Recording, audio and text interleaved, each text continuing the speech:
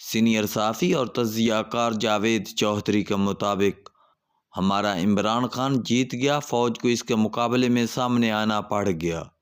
ان کی آواز، آنکھوں اور چہرے پر عجیب قسم کی چمک تھی۔ نفسیات دان اس چمک کو نیگیٹو انرجی کہتے ہیں۔ ہم میں سے بہت سے لوگ اندر سے منفی ہوتے ہیں۔ برے واقعات، ڈیزاسٹر اور بری خبریں ان لوگوں کی خوراک ہوتی ہے، لہٰذا انہیں جہاں بھی یہ چارہ نظر آتا ہے ان کے چہروں، آنکھوں اور آواز میں توانائی آ جاتی ہے۔ یہ لوگ اندر سے خوش ہو جاتے ہیں، اور میرے یہ جاننے والے بھی ایسی ہی مخلوق ہیں۔ یہ ہر بری اور افسوسناک خبر پہ چمک اٹھتے ہیں۔ یہ منگل کی رات بھی چمک رہے تھے۔ ان کا کہنا تھا عمران خان سپیرا ہے اور اس نے نفرت کا سام بل سے باہر نکال دیا ہے۔ یہ سچ کہتا تھا۔ میری لڑائی سیاسی جماعتوں اور حکومت سے نہیں، میرا ہدف فوج ہے۔ جبکہ فوج 2 سال سے سیاستدانوں اور حکومت کے پیچھے چھپ رہی تھی، عمران خان نے اپریل کے آخر میں اپنی پالیسی تبدیل کی اور اس نے پی ٹی آئی کی آفیشیل پیج سے فوج کو براہ راست ہدف بنانا شروع کر دیا۔ اس نے جیل میں جنرل عاصم منیر کا نام بھی لیا۔ اس کا کہنا تھا اگر بشرا بی بی کو کچھ ہوا تو جنرل عاصم منیر اس کے ذمہ دار ہوں گے اور میں قیامت تک ان کا پیچھا کروں گا۔ اس نے ڈی جی آئی کا نام بھی لیا اور پھر chairman NAB general Nazir Ahmed Butt کی یونیفارم میں تصویر لگا کر نامناسب القابات سے بھی نوازا۔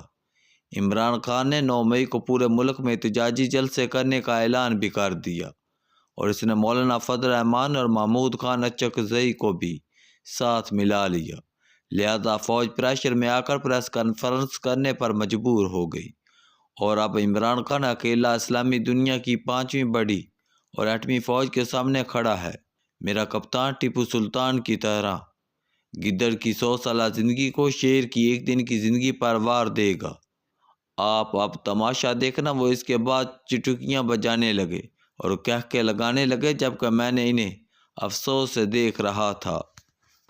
عمران خان میں بے شک بے شمار خوبیاں ہیں۔ یہ گیو اپ نہیں کرتا، حالات خواہ کتنے ہی ناساز کیوں نہ ہوں۔ یہ اپنے موقع پر ڈٹا رہتا ہے، مایوس نہیں ہوتا۔ اس نے جیل بھی کاٹ کر دکھا دی۔ میرے سمیت 99% لوگوں کا خیال تھا عمران خان جیل نہیں کاٹ سکے گا، یہ ٹوٹ جائے گا اور معافی مانگے گا، لیکن اس شخص نے جیل کو اپنا گھر بنا کر واقعی سب کو حیران کر دیا۔ اور 8 فروری کے الیکشن میں بھی عمران خان نے انتخابی نشان اور امیدواروں کو بغیر میلہ لوٹ لیا اور نئی تاریخ رقم کر دی۔ لیکن ہم جب عمران خان کی ضد کو دیکھتے ہیں تو ان کی یہ ساری خوبیاں اس کے سامنے بونی محسوس ہوتی ہیں۔ عمران خان کو اس کی ضد کھا رہی ہے۔ یہ اگر اکیلا اس کا شکار ہوتا تو شاید اتنا نقصان نہ ہوتا، لیکن المیہ یہ ہے پوری قوم اس بیکار ضد کا لقمہ بن رہی ہے۔ ملک اس کا شکار بن چکا ہے۔ عمران خان کو اقتدار کا جیک پاٹ ملا تھا، لیکن اس نے 3.5 برسوں میں اسے بری طرح برباد کر دیا۔ خان نے 12 کروڑ لوگوں کا صوبہ عثمان بزدار کے حوالے کر دیا اور آخری وقت تک خواجہ سرا کے صاحب اولاد ہونے کا انتظار کرتا رہا۔ کے پی میں محمود خان ان کا شاہکار تھا اور اس شخص نے صوبے کے ساتھ ساتھ پارٹی کا جنازہ بھی نکال دیا۔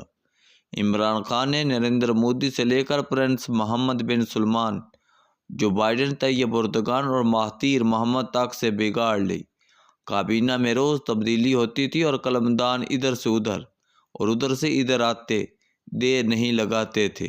وہ 3.5 سال پوزیشن کو عبرت کی نشانی بنانے کے چکر میں برباد ہو گئے اور آخر میں جب یہ بربادی فوج کے دروازے تک پہنچ گئی اور فوجی قیادت کو یہ محسوس ہونے لگا یہ ہمارا سسٹم بھی برباد کر دے گا، تو اس نے اپنا ہاتھ کھینچ لیا اور یوں گورنمنٹ چلی گئی۔ عمران خان کے پاس اس وقت قومی اسمبلی میں 125 سیٹیں اور سینٹ میں اکثریت تھی۔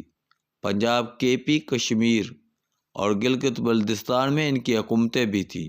یہ لوگ اگر صبر کر لیتے تو پی ڈی ایم کی حکومت 2 ماہ نہیں نکال سکتی تھی اور یوں عمران خان دوبارہ حکومت بنا لیتے یا پھر نئے الیکشن ہو جاتے، لیکن عمران خان نے ضد میں آ کر قومی اسمبلی سے استعفے دے دیے اور آخر میں پنجاب اور کے پی کی حکومتیں بھی توڑ دیں اور یوں پی ڈی ایم اور اسٹیبلشمنٹ دونوں مضبوط ہو گئے۔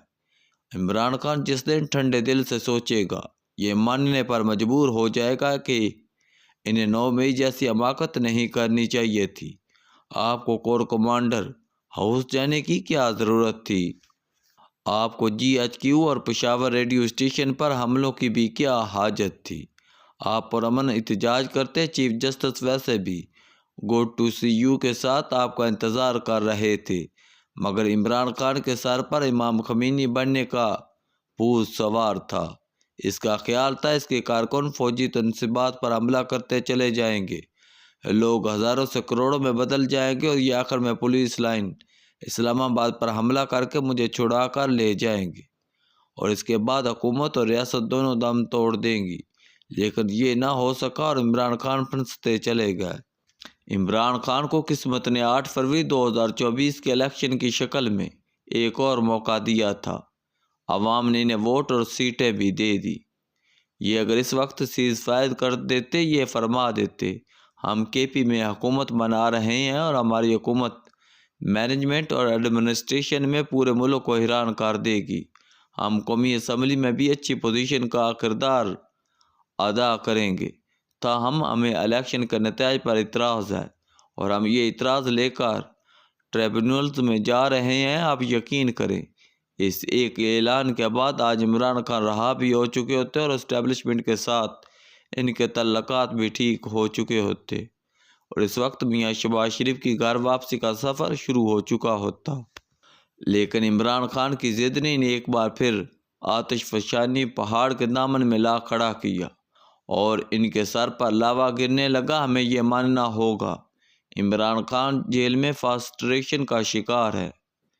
یہ جانتے ہیں اسٹیبلشمنٹ نے حکومت اور غیر ملکی سرمایہ کاروں کو یقین دلا رکھا ہے عمران خان جیل سے باہر نہیں آئیں گے، ملک میں افراتفری نہیں ہوگی اور سڑکیں بھی دوبارہ بلاک نہیں ہوں گی۔ یہ جانتے ہیں حکومت کمزوری کے باوجود ٹھیک پرفارم کر رہی ہے۔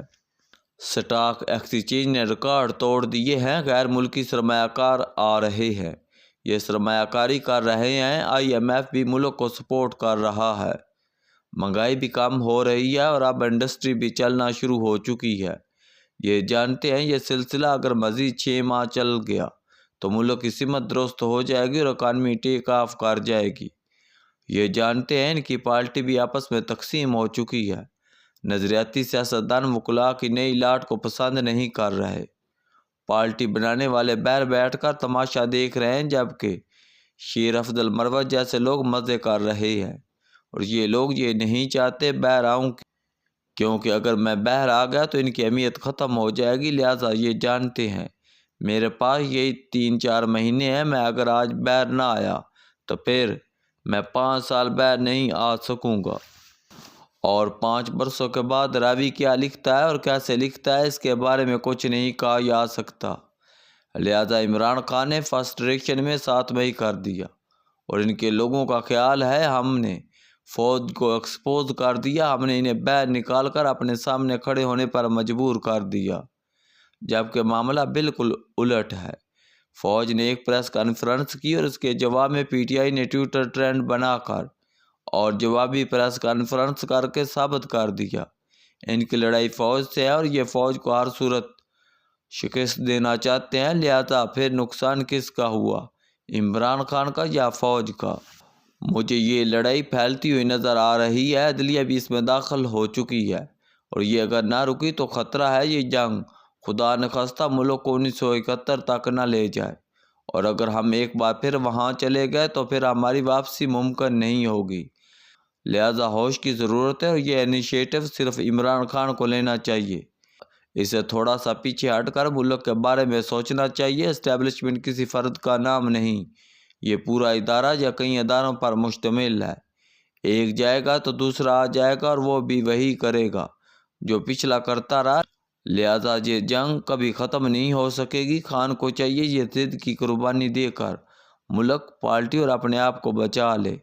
ضد سے آج تک کسی کو کوئی فائدہ نہیں ہوا، یہ بالآخر عمران خان کو بھی جلا کر راکھ کر دے گی، ان کے ہاتھ کچھ نہیں آئے گا۔